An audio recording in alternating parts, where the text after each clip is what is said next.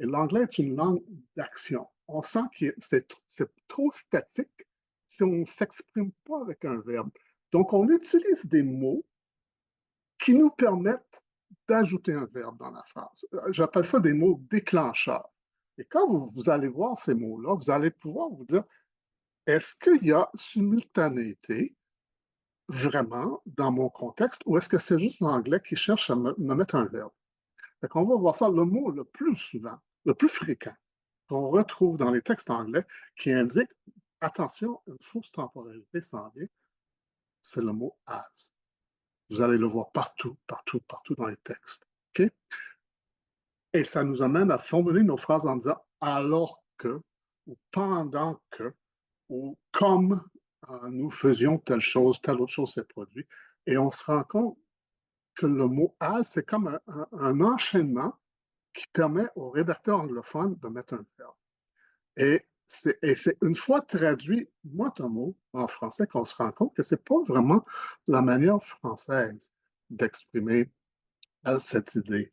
Fait qu'on va faire toute une série d'exemples, et plus on va en faire, plus vous allez voir non seulement le manque d'idiomaticité en français si on suit l'anglais, mais aussi qu'une fois qu'on aura corrigé le style du français, on va se retrouver avec des phrases beaucoup plus élégantes et beaucoup plus concises, beaucoup moins de foisonnement dans nos textes. L'anglais, c'est une langue là, qui est comme épris des verbes, là, qui adore les verbes et qui les met partout. C'est une langue d'action, une langue de verbes. J'ai déjà dit, la langue française est une langue de contemplation et de philosophie et d'art et de culture, mais pas de verbes. Tandis que l'anglais, là, on cherche par tous les moyens à ajouter des verbes dans nos phrases et on va voir ce que ça a comme répercussion sur le traducteur. Euh, c'est ça, on avait parlé un petit peu du sujet de la première semaine en parlant des fausses temporalités. Puis vous souviendrez qu'il y avait certains mots déclencheurs comme as et while là, qu'on trouve souvent dans les phrases anglaises. Et c'est une formulation qui est tout simplement pour permettre d'exprimer sa pensée par un verbe.